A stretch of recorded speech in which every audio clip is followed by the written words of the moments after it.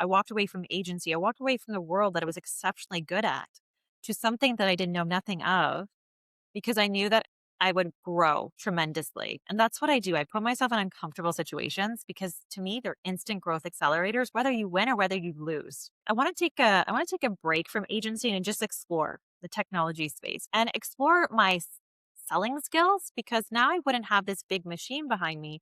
I would have a very unknown company that many people didn't know of and then selling into a completely different market, which was mostly in the US and the UK.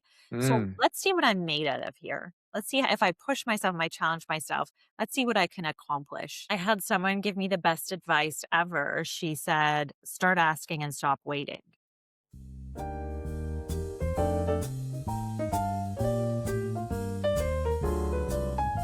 And we're recording. Nancy D'Onofrio, thank you so much for stopping by today. I'm glad we were able to connect and do this. Well, I was so excited when you reached out. I don't Thank get a you. lot of people in like the kind of like overlap in like sales and HR. And then as we were talking before we started recording, you could also kind of put influencer and social media personality on there as well. That kind of just organically came up in your career. But we got so much to talk about today. So we're going to jump right into it. And a bit of a congratulations. I always start with where the guest is right now in their career. But as we were doing our pre production plans, you informed me that you've been recently promoted. So you're at Randstad, and you are now the VP of Strategic Accounts and Social Selling. So give the audience an understanding as to what Randstad is and what your role there entails. Your new role, I should say, entails. Yeah, so we're a human capital partner. So we help organizations find amazing talent in the market. So we help with their workforce planning and their hiring, and then we also help talent in the market find the amazing opportunities that our clients have to offer. So yeah, and I've been with Randstad on and off. We'll go over this later in the discussion for about 10 years. I'm a twice boomerang, but recently moved into their Strat Accounts VP role. So currently I'm a director of Strat Accounts, but obviously promoted to VP. And just an expansion in terms of my client portfolio. And then the social selling piece as well, because I do love to socially sell. And it's really where I've built most of my revenue at Randstad was discovering this beautiful social media platform for business professionals called LinkedIn and how to leverage it strategically for B2B lead generation. It's brought me a ton of success. So I'll be coaching nationally consultants in Canada how to replicate that. Well, this is wonderful. But as always, we're going to go back to the beginning before we bring it full circle. Let's start with where you're from. Well, I'm actually from Durham area, so Oshawa, Whitby area. I actually was born in Oshawa, so born and raised, and lots of Italians out there. I'm Italian, so a lot of Italian community out there, which people find shocking. But no, there was a lot of Italian immigrants years ago that migrated to Oshawa, and that's where I was raised. Yeah, born and raised. So you're born and raised there. Let's go back to your upbringing because, I mean, the last name D'Onofrio, very Italian, but you've already thrown it out there. What did you get out of your Italian upbringing? What was it like? Because I want to compare it to mine because, again, I come from Italian heritage as well. It was very loud. Very Yeah, loud. We never yeah. really had our windows open in the summertime. But I always say, if your parents are not yelling at you, do they really love you? So no, like I grew up very well loved, very traditional Italian culture. So I don't even think I celebrated Thanksgiving till like was in high school. And me and my siblings were like, are we ever gonna have Thanksgiving? So it was, very Italian, very well loved, but a good, very good upbringing. Like my parents were always supportive in any decision that I made. But yeah, just the Italian culture was such a beautiful thing to be immersed in. And I still am very involved in the Italian culture. And it's something I'm very proud of. So yeah, good upbringing. Okay, so let's touch on that a little bit. A big part of Italian life is food. I Yes. want to know if your upbringing included things like making your own sausages, stuffed peppers, Yeah. making your own wine as well too. Like, did they get you into that early on? Because I got to dabble in that quite a bit with my grandparents. 100%. And my dad came to Canada when he was 20. So he brought in like a lot of traditions that he was raised with. And so when I was younger, he had like a massive garden in our backyard. So Tomato plants, tomato yeah, plants. tomato Yep. plants, Hmm. cucumber, zucchini. So I Yep. remember, being 8, 9, 10 years old and okay, dad, I'm gonna make a salad and just going to our garden in the back and just picking out all the vegetables. So yeah, so and he yeah, he my dad's a butcher. So he's always was like curing meats and, just, that was just what he did for a living too. So, very much raised by my father in that sense. But yeah, food has always been huge in our house. But believe it or not, my dad's the cook. Mm. Right. So my mom, she's not the best cook. So it's like roles were reversed, right? Because every time I'm like, they're Italian, your mom, oh, she must have made the most amazing meals. No, actually, it was my dad. So yeah, so my dad's like the cook of the family. I think I'm actually a better cook than my mom, so it was hilarious. But love her. But my dad was always more of the cook. Yeah, Going back to the cured meats for a second, I wanna ask you this yeah, question. So my no-no, he used to cure his own meats as well, and you usually have the massive prosciutto hanging, like, correct. in the back of the house. Did you ever have any friends that didn't understand Italian culture, they weren't Italian, come Yeah. over and see that meat and think it was something out of a horror movie? Oh yeah, 100%. Yeah. Yep. We had them all hanging, right? Even in our kitchen, like in the kitchen window, there would be cured meats hanging. Like we had it everywhere. And I remember like my friends being like, "Is your dad mad all the time?" I was like, "He's not mad. That he was just very loud and Yes. passionate." So, they're like, "Is he mad all the time?" No. And I remember it was so funny. It stuck with me for all these years. My brother had a friend and he would come over. He wasn't Italian, but he would come over and he's like, "Why are your dinners like 2 to 3 hours long? Like our Mhm. dinners were really that long." Yeah. Just because we would have such a good time at the dinner table, like the food, conversation. And so our dinners were always really long. They still are when I go visit my parents. So yeah, I thought that was funny. Did your parents have 2 kitchens? Like, one in the basement where they did all the cooking and one upstairs with nicer appliances that barely got any action? You know, 'Cause I that's they They did that. didn't. Yeah. They didn't. But I think that Okay. but I grew up, like, they had a like, it was a very small house I grew up in. Like, my dad was the only income earner. My mom stayed home most of the time. But I remember, like, my Zias, which is aunt in Italian, Mhm. like, all of my older aunts, they had the 2 kitchens, right? In Italy, when we would go there too, they had the 2 kitchens, right? So the one upstairs was barely used, but the one in the basement was where you did all your cooking, right? Ye And yeah, I very wouldn't even with my nonna, I wouldn't even call it a kitchen. It's because the gas line was downstairs, yeah, and it was next to the like, literally next to the washer and dryer. It was a giant table with gnocchi laid out that she'd making, and then there was a gas stove next to it as well. But it correct. definitely, if you just walked in there, you wouldn't expect anyone to be cooking in there because 'cause it'd be like cooking in your laundry room, but that's what they did. I ask everyone what their interests or hobbies were growing up, but I think you're probably the first or one of the very few that's come back and said that, you were an artist. So Correct. I believe it was a visual artist. Would you say that was the type of art you, dabbled in? Yeah, ever since I was younger, I was just always an artistic person. I still am.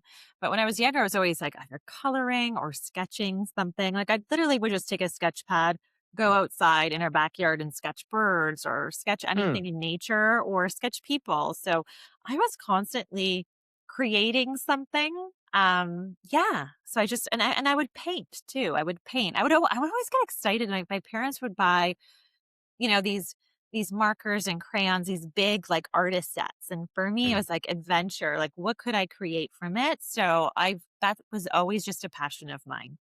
When did you realize you had a thing for art? Oh, I mean, since I was like, I think maybe 6 or 7. Like, And then was it I your start, first coloring book or something like that? Like, what was yeah. you remember that first moment where you're like, you got hooked?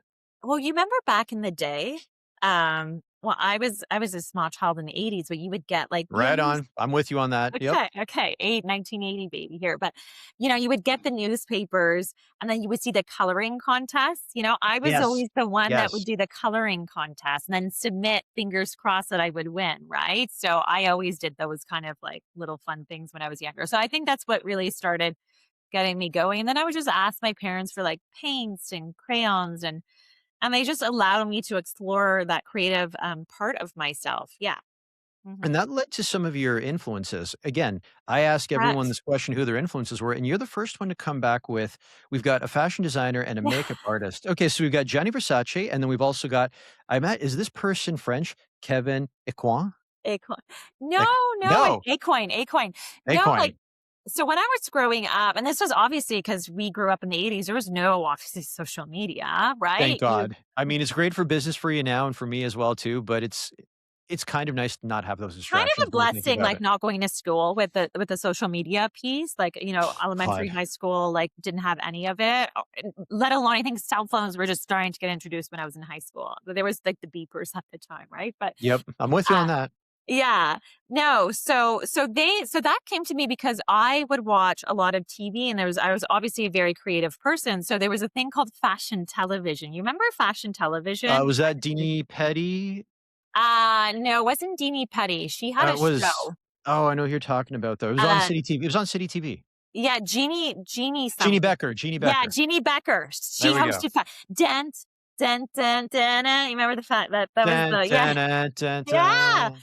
Yeah, Yep, you know okay, so you know what I'm talking about. So I yep. lived for fashion television, and you had to catch it. It was like Saturdays around like 11 or 12, they would have fashion television. It was on Much Music at the time. I think it was on channel 29. I'm not Probably sure. back to back with Electric Circus. See? Huge Electric See, Circus there we fan. go. I'm showing my colors too. Let's There we pay our go. dues to Electric Circus. Yep. Yeah. Monica Diol. Monica Deal, and then yep, I know. That's what people used to do for fun. They'd stand out in the cold at Queen and John, and Yeah. they would you either got in to be part of the party or you weren't. But I'm Victor, digressing a little let's bit. bring it back. I wanna I go, and I wanna go out on a Friday night, just dance. Like, I think that's, like, so cool. Like, those little old school things I'm loving, but I miss, right? So fashion mhm. television, I would always watch, and there was, like, just Johnny Versace. Unfortunately, obviously, he passed away, but he was just such an artist of his time. What I loved about Johnny was, like, he was a visionary in terms of, like, his style, his clothes, and how he embraced femininity and women, and I was just like, found that so powerful. And then Kevin Aucoin, I was just like, his makeup, like, was just artist for me, but, like, it was artistry for your face, and it made you become somebody, maybe, like, a different persona that you had. I don't know, it was like confidence building for me, and so I had all his books. So, back in the day before there was any social media, you had to go get, like, their physical books to learn all of their techniques, and then also figure out where you can watch and learn from them on TV too, right? So that's just what really ignited my creativity, was seeing these powerhouses and owning what they did, and they were so passionate about it, and I was like, I want that passion in whatever I do when I get older. I really want that, and I wanna keep that creativity. Yeah.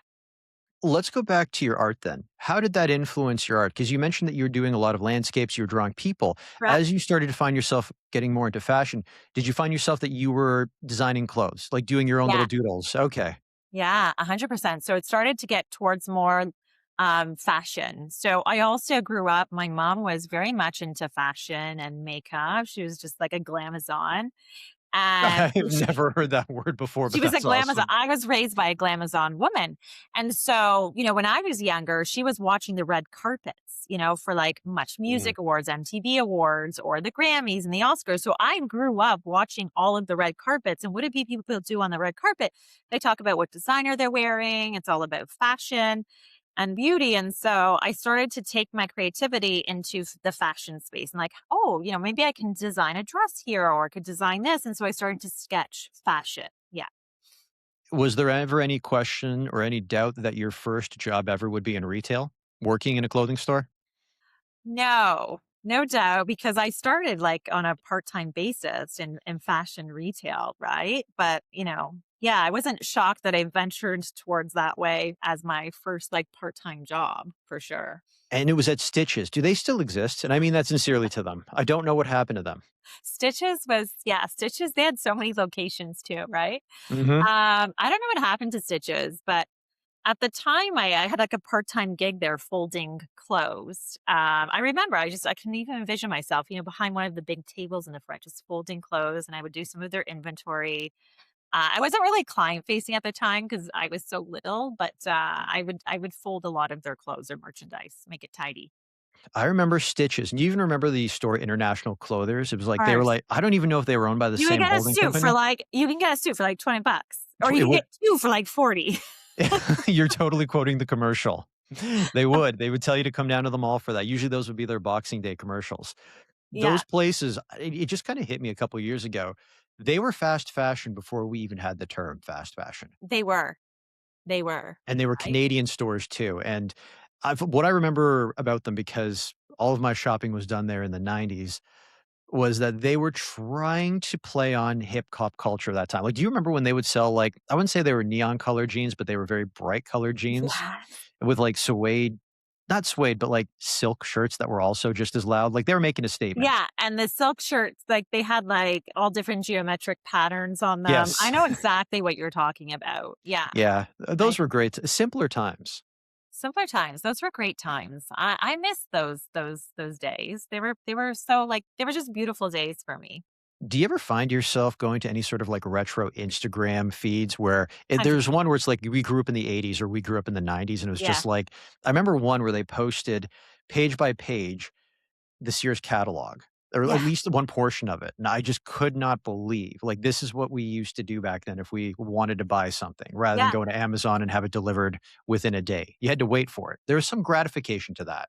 You had to wait for it. I remember all the, like, Sears and Eaton's. My sister used to work at Mhm. Eaton's.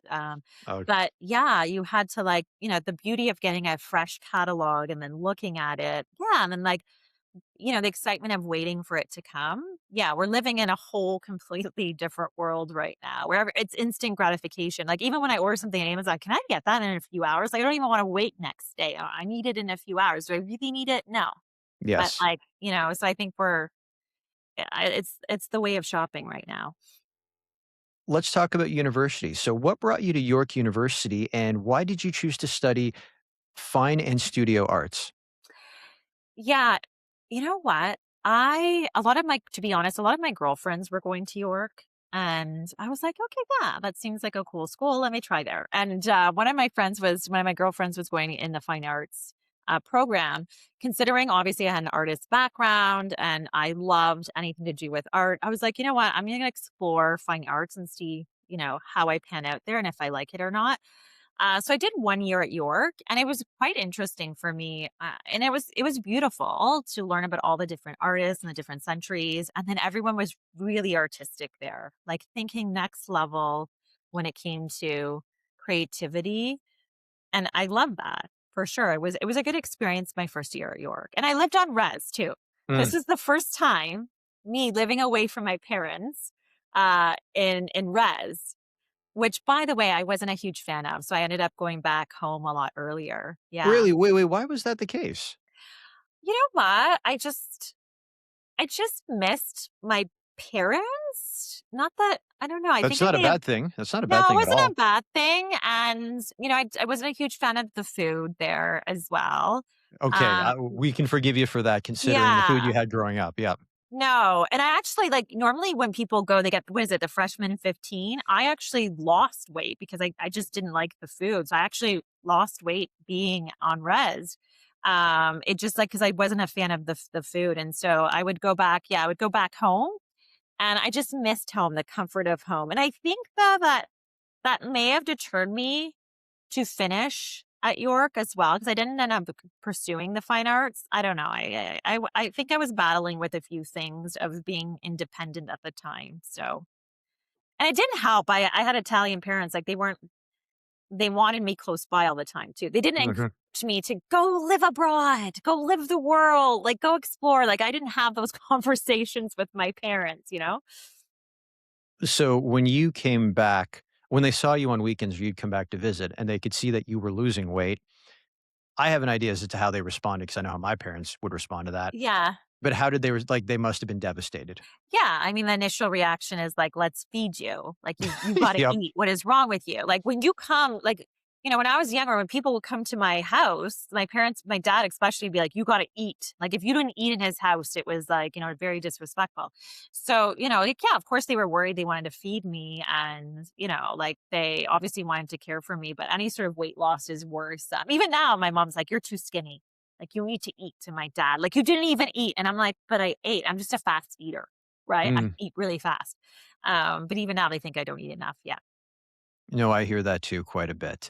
Yeah. Okay, so you set it up by saying that you didn't continue at York, and so the No. next step in your university career was Ryerson, and you moved Correct. into a program that seems to be a little bit more specific to your tastes. It was fashion and apparel design. So I guess Correct. my first question about that is Ryerson is probably harder to get to from Durham region or from Oshawa than York University is. So did you move downtown as well? or did you commute for Ryerson? No, I actually commuted. Really? Oh, you Yeah, did the GO train, I or were you did the GO driving? train, but I loved no, and I believe it or not, Victor, I didn't get my license till I was 26. What? Keep that on the down Oh, low, but it's not gonna be oh, on the down low anymore. no, no, it's not on the down low anymore. It's Oh not the my down god. low. I didn't have my license for the longest time. I was like kind of a different person back then. Well, I was obviously. So I commuted, but I love Toronto. I love the city, so I would commute in. And Ryerson, listen, I went through so many leaps and bounds to get into that program because thousands apply. It was a very elite program, and thousands apply, and they only select a few hundred. I got selected, which was amazing. And I had to go just to get selected. I had to do an interview with the prof. I had to walk them through a portfolio that I created of my designs, right, in fashion, and walk them through why I was designing this way and what was the story behind it, like what was the theme. So I had to go through all of that, and then I got accepted. And it was a back in the day, they combined the marketing and business side with the actual creating the clothing side. They didn't separate the 2, and I was more on the business marketing side, and they were having me sew clothes, and I hadn't ever sewed anything in my life before. I was just more of a designer, right? And so I wasn't I would go into these classes, and these people that were in these classes, they would whip up like their sewing machines, and they would whip up a jacket in 2 minutes. And I remember I looked at them and I'm like, and I just felt so deflated, and I felt very discouraged because I think at that point everything seemed to come naturally to me academic wise. I was always really top of my class, and it was really something that I didn't really have to try hard for. It just naturally came to me. But now I was facing some challenges, Victor, and because of that, it just I actually ended up dropping out of the program because of that. I just felt wasn't confident enough to pursue it further. So I only did it half a year. How did your parents respond to that? You know what? They accepted it. I almost wish right now they would have probably pushed me more, but they didn't know any better at the time. And now I'm thinking if it was my daughter who came to me and be like, no, this is something you really want to do, how can I help support you? It's not that they weren't supportive, they really were, but they were it was so unfamiliar to them because they themselves didn't go through the post-secondary education in Canada, so it was very unfamiliar for them. So I can't obviously hold them onus to it. But I wish I would have been pushed a bit more in terms of coaching. And listen, this is why I coach now. I do a ton of coaching is to help women who are in those pivotal moments of their life to help them power through, right? So, okay, you just you worked really hard to get into Ryerson. Turns out it Yes. wasn't what you were expecting. You back out of university. By any chance, do you feel relieved? Do you have a bit of an existential crisis going, what am I going to do next? Like, Correct. where's Nancy D'Onofrio at this point? Confused, really confused. And I actually ended up leaving Ryerson halfway through. And I kind of went through a little bit. I went through a slight depression where I stayed home after that for months and I didn't really venture out. And I was like, almost like a shell of myself because I was so confused. Mm. Right. Because you end up high school and there's so much pressure to understand where you want to go. And I saw people doing that. But here I was super confused But where I knew I had potential, but where do I put it? I was very confused. But at least you had enough sense to stop doing something you Correct. didn't like doing. Like, I went to university and there were a bunch of people who were doing philosophy degrees. And it's like, Yeah. "Why are you doing a philosophy degree?" I don't know. Every job description again, we're going back to, like, I started university in 2001. So, in the early 2000s, even the late '90s, you had all these job descriptions were like, "You require a university degree." And I'm like, "But that's the only bullet point, though." Like, there's nothing, Yeah. like, too specific about that. And that's why they were there. They're just like, "Yeah, I'm gonna get my BA in Correct. philosophy. Maybe I'll be a teacher." But you could tell that they were just pushing through to get the piece of paper at Yeah, the end. But you had enough sense. You saved yourself a lot of time and money. That's for sure. I did. And you're right. I have to give kudos to myself for that. And I'm very much like that right now. If something is not working out, I just cut my losses and I move on, right? If I feel that do I need to give more energy to this? Like if it's not the direction where I want to go. And I've always been that way. So yes, that's the silver lining to that, I guess. And so I just had to realign in terms of where I wanted to go. But at a young age, at the time, I think I was 19 or 20, it was a lot for me to absorb, and not have any sort of guidance as to where I wanted to go. Do you think had you pushed through the program, you would have come out the other end possibly resenting your passion? 100%. Okay, Yes. so you salvaged that for yourself. That's a good thing.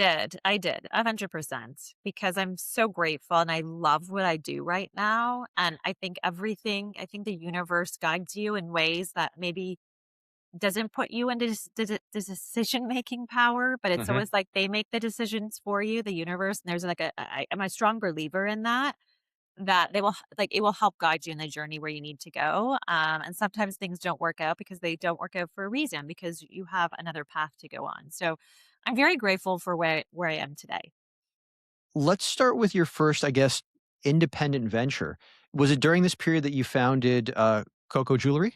No, so that was a little bit later. So when I went through, when I left Ryerson, I had always worked at Jacob Boutique, so I just really explored management with Jacob Boutique at the time, and they're no longer in existence. But they were a great Canadian retailer. They sold professional wear for women. So I was like the retail store manager there for the longest time, and then I moved into Randstad in 2008 to 2010. After that, I had Ah, okay. founded I had founded, Coco Jewelry. I'd quit Randstad to venture out and explore Oh, okay. So I'm getting it Coco. backwards. So let's start about okay, because you mentioned you were a boomerang employee. I'd never heard Yeah. that before. I was going to use the term lifer, but you're right. You keep leaving and coming back. So let's start first with how you found your job at Randstad. Like, how did that come about, and what interested you in the role, given that it is a pretty big pivot from what you had been pursuing earlier in life. Yeah, so here's the thing. So I was, retail managing for a while, and I ended up getting married at the time, and I had my daughter back in 2007, right? And I was still employed at Jacob, but I decided that it was time for me to walk away from retail just because of the hours, because it's nights, it's weekends. I was working Mhm. late. I was always on my feet, even when I was pregnant with my daughter at the time. So it was a lot. So I was like, you know what? Let me find something that's going to be a little bit more consistent, more business hours, Monday to Friday. So I have flex on the evenings and weekends because I had a child, and I was going to put this child into, obviously, any sort of sports or events, or, I was already thinking about that. So I remember finding an ad for Randstad at the time, and I didn't even know what Randstad did. I was like, "An agency? What do they do?" I'm a little confused. I never myself worked for an agency, or through an agency, so I just applied and I got a call, and I showed up. I remember it was a major winter storm, and it was a bad winter storm. My ex-husband at the time drove me. My husband at the time drove me, and he and I got there, and I got the opportunity to work at Randstad. So, and it was a sales consultant. So, and I was doing sales just from a B2C perspective in retail, and I was very good at it, right? But now I was going to sell in the B2B world, so it was a new adventure for me. So, and I ended up working at Randstad up to 2010. Was that hard to slide into that whole B2B mentality considering everything you had done had been consumer focused? Correct. It was a big transition for me, right? But I was good at nurturing relationships. I'm a very good relationship seller. And so when I was in the Jacob world from a B2C perspective, I would have my clients come in, and they would buy thousands from me. And then the people that, my sales associates would be like, "Is that your friend?" I'm like, "No, she's a client," right? Because I had built such great relationships. So that was my strength. So when I moved into the B2B world, it was like, how can I replicate that in the B2B world? And at first it was tough because people aren't coming, like my clients are not coming in to the Randstad location to chat with me. And LinkedIn didn't exist then, because as soon as LinkedIn opened up, I was like, bam, that's my Mhm. social selling relationship building vehicle. But 2010, I think LinkedIn wasn't existing, but not as big as it became right now. So you had to get on the phone, not even like really emailing, like you had to get on the phones, right? So for me, that was a big transition to go in cold. I was used to warm selling, right?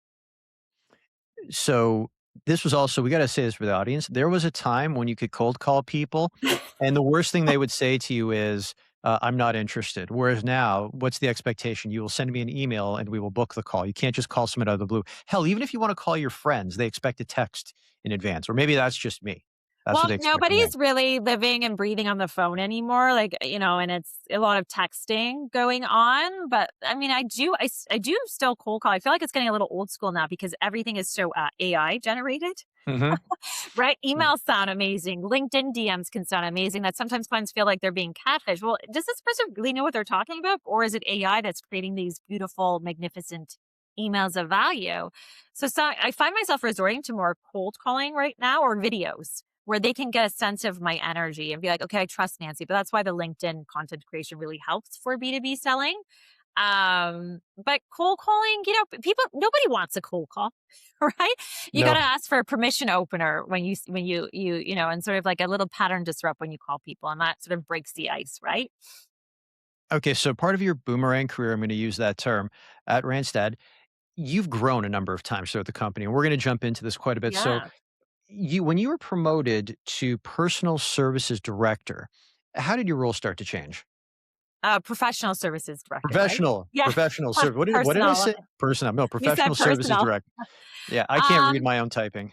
No, the role really pivoted. So I believe I got promoted in November of 2019. So I was a self-contributor for many years. I was brought on back onto Randstad in 2016 to build up their HR contract division. And I did that quite well. And then I moved into a professional services director role, and that was November of 2019. And that transition was a little hard for me at first, to be honest with you, because I'd been a self contributor in the B2B sales space for the longest time. But now I was responsible for two new hires that were brand new to the industry. And then COVID hit a few months Mm. later. So it was a very hard challenge for me to move into that director role. But I think when you go through these challenges, especially when all of these disruptions happen in the market, you start to realize how you are as a leader and where your gaps are and where you need to improve on. So I'm grateful for that journey. But it made me a lot stronger in leadership going through that. Okay, let's touch on something you said there, that growth was difficult because now you were managing people rather than what you were doing Yeah. before. I always ask people, when you go from a player to a coach, what's that adjustment like? And the reason I ask that is because sometimes a lot of the duties, the day-to-day stuff that you found fun, you're forced Yes. to relinquish. Like if you work in the creative world, you're less likely to be on set brainstorming and doing Correct. storyboards. If you're in sales and you really enjoy the thrill of the hunt, well, you're not doing that anymore. And now you're stuck managing spreadsheets and employee grievances. Was that a real adjustment period for you? Yeah, because you gotta sacrifice to be a leader. Leader, you have to be selfless to be a leader, right? And so maybe there's things that maybe you enjoy doing. And I was always a sales gal, right? And so billing, I was always a high performer. But it wasn't just about me now. It was more about my team, right? And that transition was very hard for me. But you have to be selfless as a leader. You have to be willing to sacrifice things to drive success for your team because that comes first, right? And that's what Mhm. makes you a good leader is driving success and bringing those people to the performance you know that they can achieve, right? So there was that learning process. And I remember I went on a call with my leader at the time and I presented a business plan. He's like, but you're talking like a self contributor. You're a leader now. Mm. And I was like, and it just clicked because he was always about tough love and it clicked. And I was like, you're right. Right. I had to view the business differently. Okay, so let's close off. I guess we could sort of say Act Yeah. One at Randstad, and you move to, is it Visage dot jobs? Visage. Yeah. Visage. Okay, you moved to Visage, and you've taken a role as a senior enterprise account executive. Randstad's this really big company. You usually Yeah. don't hear a lot of people leave big companies in respective verticals or respective industries to go to smaller companies. So, what was the attraction to Visage? Yeah, and I remember when I posted that I was leaving the agency space, 'cause I was a pillar in the HR agency space, and they were like, "What?" Like shockwaves, right? You know what? I have always was interested in technology and scale up organizations, and because I sold a lot to them, right, from an HR perspective, and I would go and I would tour these tech scale up companies, and they looked so much fun, and they were smaller, they were a little bit more intimate. And technology was very foreign to me. And I knew that's obviously where where the world was going. And I wanted to learn more about technology, especially in the talent acquisition space. Not that I went looking for this opportunity. This opportunity came to me and it was interesting. And I was like, you know what? I want to take a break from agency and just explore the technology space and explore my selling skills because now I wouldn't have this big machine behind me. I would have a very unknown company that many people didn't know of and then selling into a completely different market, which was mostly in the US and the UK. So Mm. let's see what I'm made out of here. Let's see if I push myself, if I challenge myself. Let's see what I can accomplish. And so I put myself in a very unknown, uncomfortable territory, but I knew that I would always go back to agency, but I knew I needed this period of growth. And so I walked away from people leadership. I walked away from agency. I walked away from the world that I was exceptionally good at to something that I didn't know nothing of because I knew that I would grow tremendously. And that's what I do. I put myself in uncomfortable situations because to me, they're instant growth accelerators, whether you win or whether you lose. And Okay, then, so sorry, let's touch on that quickly. yeah, So you get to Visage, you yeah. know that there are gaps and growth opportunities. Did you know where those gaps were immediately, or did you find out as you were going through? Like, you were probably using stuff that worked at Randstad that wouldn't work at Visage. That's usually how people, test out what they're used to, what they're known for doing. I've got this big ass word salad going on right now, but you know what Yeah. I'm going with this, where it's like you try what you know on a different playing field to see whether or not Yeah. you can yeah, so you know where I'm going with that. So Yeah, so where were those gaps? I'd proven myself in the industry and I built obviously a reputable brand for myself. And now I was like relatively an unknown because I was selling because I primarily sell in the GTA, the Greater Toronto Area market, right? But nationally across Canada. But now I was selling into the US, the UK. I sold into Dubai. I sold globally, Mm. where Oh, you had to reboot your, reputational currency then. a hundred You had to percent. you had to rebuild it for those new markets. Correct, right? I had never sold in these markets, so they didn't know anything of me. So I didn't really have a very strong brand that I could rely on there. So one of the things that I walked away from that experience with it sharpened my selling skills, right? It really sharpened the way I sold to new individuals who knew nothing about me. I couldn't rely on my personal brand. I had to really go in cold and I was starting to do more content that was relatable to them and obviously start to connect and sort of build out those markets more. But it was tougher not having them not know who I was, right? So I Mhm. had to really sharpen my selling skills next level. And I had a sales coach at the time too. So when I was at Visage, they actually hired a phenomenal sales coach. So I walked away from that experience, like just really sharpening the way I sell and the way I build value for my clients. And I imagine you were working odd hours too, because if you're servicing the Middle East and Europe, they're Correct. 5 to 7 hours ahead of us depending on who you're speaking to. Yeah, correct. So, and I had a direct report, and he lived in Venezuela at the time too. So, I mean, everybody was just really dispersed globally, and so you definitely had to work like different times, even just internally, to coordinate with others at the organization. So, yeah, it was a challenge in that respect, but yeah, I mean, I got to sell in global markets, and it was just a really strong learning experience for me. I imagine a lot of the meetings you were taking were virtual. Correct. Okay, so going back to Randstad, I imagine a lot of those meetings, because it was a little bit more localized, were in person. 100%. Yep. So, I'm getting somewhere with it. I wanna say I've been selling since 2008, and my kryptonite were virtual calls Yes, until the pandemic came along, and I hunkered down and said, "Okay, I've gotta nail this because for the foreseeable future, this is the way my clients are gonna transact." correct. So, did you find that you had that challenge as well? Because 'Cause you'd spent all this time building all this goodwill in person, and now you've gotta do it through a monitor with someone who might be 4 or 5, 6 time zones away from you. Huge disconnect for me.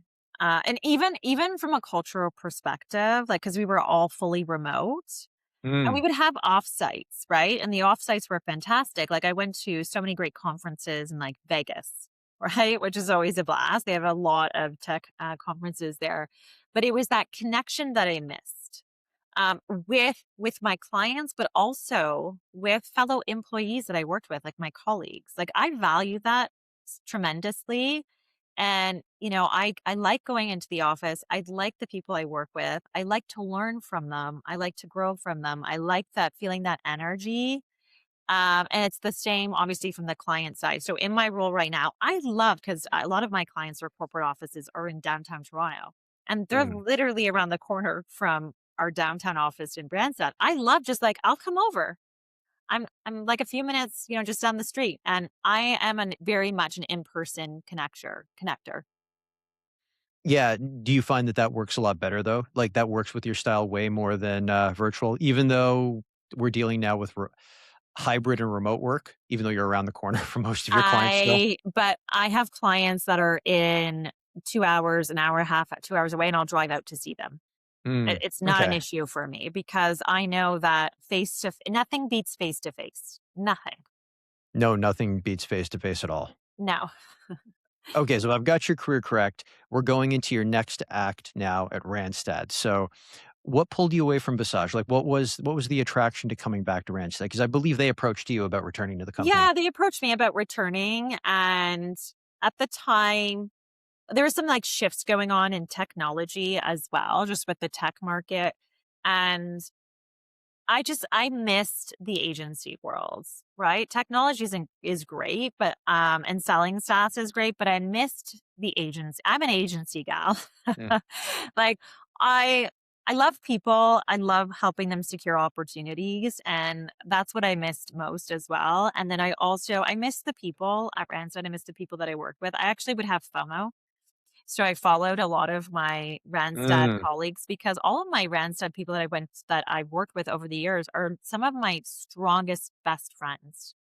Randstad's a beautiful has hired some amazing people that I don't know, we just all stay connected. Even if you leave Randstad, you still you still are connected. They have this thing, right? And it's I don't know, maybe it's their secret sauce, I think. But I would follow them on Instagram. They would do all these fun events and I was like, I miss that.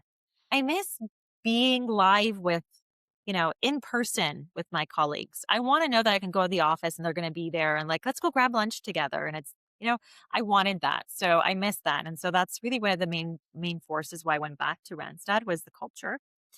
And also missing the agency space, right? So yeah, and that's really why I came back. And so I went back. I think I rejoined them January of 2023. And let's talk a little bit about your return because this kind of coincides with a bit of advice someone had given me years ago where you don't want to be remembered for how you left a company. You want to be remembered for what you've done. And clearly that's been the case with you if they keep calling you back. Hmm. Yeah, I've always left on good terms, and always on good terms, but it's just really about elevating your internal brand and also just loving what you do, right? And just being passionate and wanting to drive success in your role and for the company that you're working for. So I've always done that whenever I've been at Randstad, and I've always left on good terms. So yeah, and I think you you should always be doing that. Like leave on good terms. Mm. Like and obviously if you're being respected on the other end as well, I think that's obviously super important. But I've always had I think it's like a love story with Randstad. I always say Mm. it's like the Taylor Swift song. So yeah, yeah, they're an amazing company to work for. Like some of my other guests, you have secured a number of internal promotions, and we're going to focus on Randstad in Yeah. this case here. Let's say, for example, you're mentoring someone and they say, Nancy, I want to stay where I am right now in my company. I want to grow another level. I like the company I'm at, kind of like how you like Yeah. your time at Randstad. What advice would you give them to seek out internal growth? Well, I had someone give me the best advice ever. She said, start asking and stop waiting. Mm, Right? it's true. Yeah. Right? So I think you need to start paving the way for where you want to go. And you need to start having those conversations proactively and planting a seed in your leader's head that here's where I want to go and how are you going to take me there, right? And so I think a lot of the times that we may sit back and just wait to our leaders to kind of develop us or well I think I'm going to take you here or there and but we need to take onus of our career and we need to take onus of the direction of where we want to take it, right? And as we gain clarity on the different roles that we're in, or we're like, you know what, maybe I don't like to do that. Maybe I like to do this. You need to be honest with yourself. And when you're very honest with yourself and the path where you want to go, that's where you need to start asking once I you've secured that. I don't think a lot of people are really wired, though, to ask for things because we want acceptance. It's kind of like you're at a high school dance, you want someone to ask you to dance. Yeah. You don't want to ask them because then you've set yourself up. There's the power dynamic shifts. You've set yourself up for disappointment because they could say no to you and then you have to move on with your shame. So I think sometimes people feel that there might be a bit of I guess they're afraid of failing or losing by asking for something that they may or may not get. But they're never going to know if they never ask. I know, I Right. know. I hear you on it. Like, don't ask, don't get is some of the best advice I've ever received. And I put myself out way more because of that. Oh, and listen, I've been putting myself out my whole entire life. Like I'm like, hand up, let me do that, right? And it's this fearlessness that has got to it has helped me get where I am today, right? It's the fear, it's being fearless of failing, right? But also like asking what's the worst they can say is no. Okay, so it's no right now. Okay, what do I need to do to get there then? Right? Mhm. So not being afraid to have that conversation. If it's a no, okay, walk me through where are my gaps right now and how do I need to get there? Right? Because you need a path. You need to understand where you want to go. So start asking how you get there if it's a no. One of my former guests, and he was one of my bosses, Brad Furtney at the CBC, Mhm. he told me, he goes, "You got to think 2 jobs ahead. Don't think about your next Yes. job." Yeah, and Nailed it. that's Love resonated that. with me quite a bit because Yeah. I don't look at individual jobs like, "Okay, where's this company going and can I go somewhere with it in the long term?" But, one thing I did wanna ask, a couple minutes ago, you brought up elevating your internal brand. Let's Correct. say, again, you're coaching someone. What are 3 pointers you'd give them? They're fresh out of university, they're new to corporate life, but you see a lot of potential in them. So what advice would you give them, 3 pointers to elevate their internal brand at a new job? First of all, don't be afraid to put your hand up. Right. And I think a lot of people, when you're new, I don't want to put my hand up because what about if I don't do it right? All eyes are on me. I'm shy. you know, what about if they're going to critique make my performance because I'm putting myself in the spotlight? You got to be fearless and put your hand up when no one else is going to, because that's going to get you recognized, right? And that's going to really create visibility for yourself because visibility is power, especially internally within your organization. And you want to be Mhm. visible to the right people that are going to advocate and champion you forward to where you want to go, right? Especially if you're not in the room. You want them talking about you in a positive light when you aren't in the 100%. room. That's I wish they would teach that in school. They don't at all. They don't, no. They don't at all, right?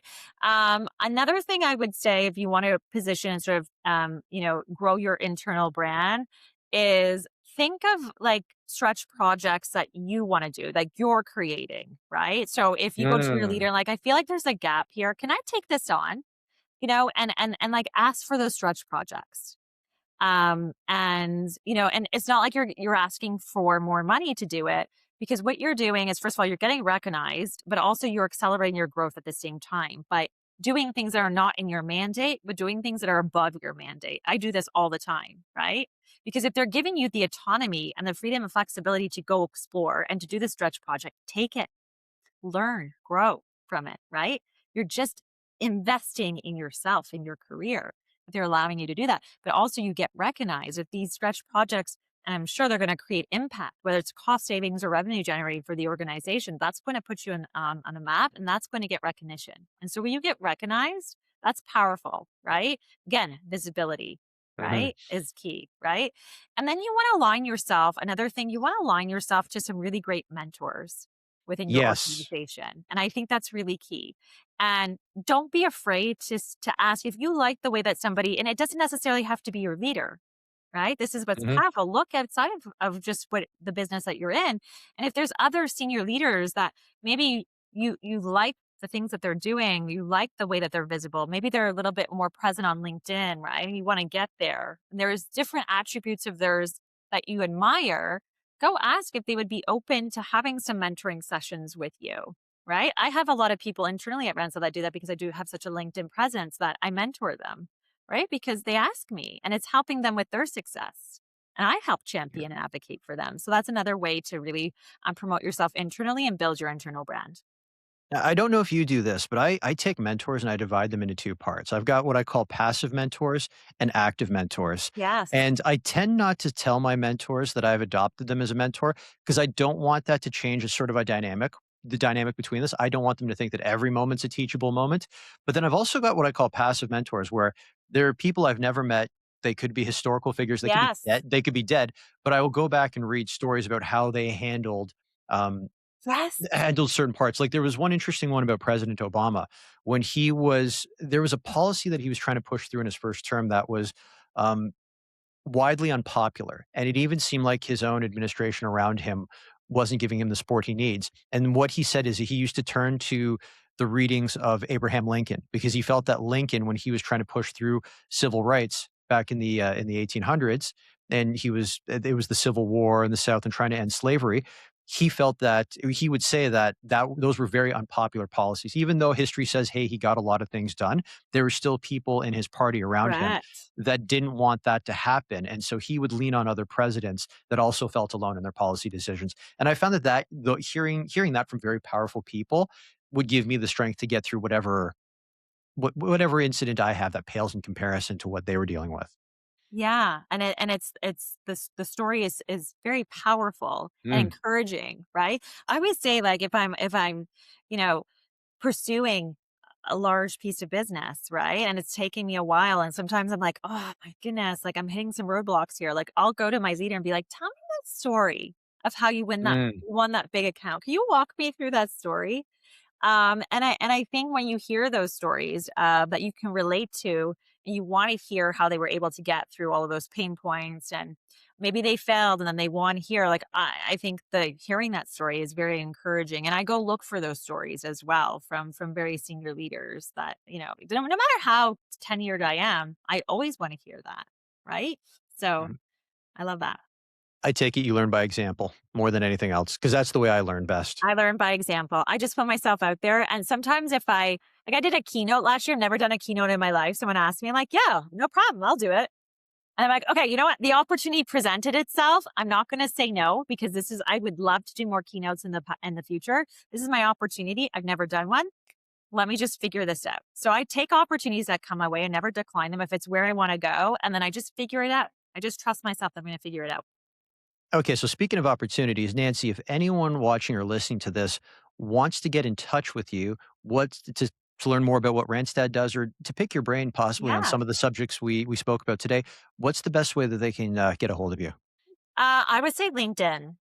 Okay, Yeah, LinkedIn. Like, if they all wanna right. DM me on LinkedIn and really, like, reference this discussion that we had, but I'm really hoping, like, that they feel empowered and walking away hearing my story and my journey, but I would say, a DM on LinkedIn would probably be the best way to connect with me, yeah.